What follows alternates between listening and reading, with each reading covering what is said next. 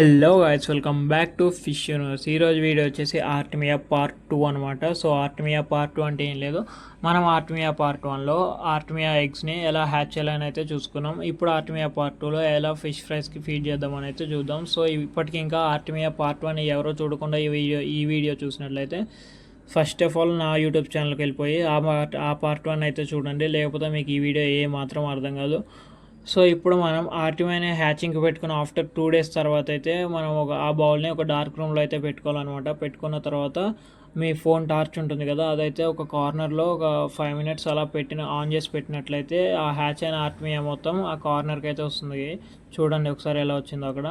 So మీకైతే ఒకటే చెప్తాను, నేనైతే పైన ఉన్న ఎగ్స్ అయితే ఫిషెస్కి అయితే ఫీడ్ చేయకూడదు. ఆ కదలకుండా ఉన్నాయి కదా ఇక్కడ, అవి మొత్తం ఎగ్స్ అనమాట. సో ఆ ఎగ్స్ని అయితే ఫీడ్ చేయకూడదు. కింద లైట్ దగ్గరకు వస్తుంది కదా, అది మాత్రమే ఆర్టిమియా, అది మాత్రమే ఫీడ్ చేయాలి, లేకపోతే ఫిషెస్ అయితే చనిపోతాయి. సో ఇప్పుడు మీరు వచ్చేసి ఒక సిరంజన్ అయితే తీసుకొని ఆ లైట్ దగ్గర ఉన్న ఆర్టిమియాను మాత్రమే కలెక్ట్ అయితే చేయండి. సో నేనైతే చూడండి, ఆర్టిమియా లైట్ దగ్గర ఏదైతే వచ్చిందో అదైతే కలెక్ట్ చేశాను. ఎక్కువ వచ్చింది అంటే ఫస్ట్ డే కదా, హ్యాచ్ చేసిన తర్వాత తీసుకోవడం ఫస్ట్ డే కాబట్టి హార్వెస్ట్ అయితే కొంచెం ఎక్కువ వచ్చింది.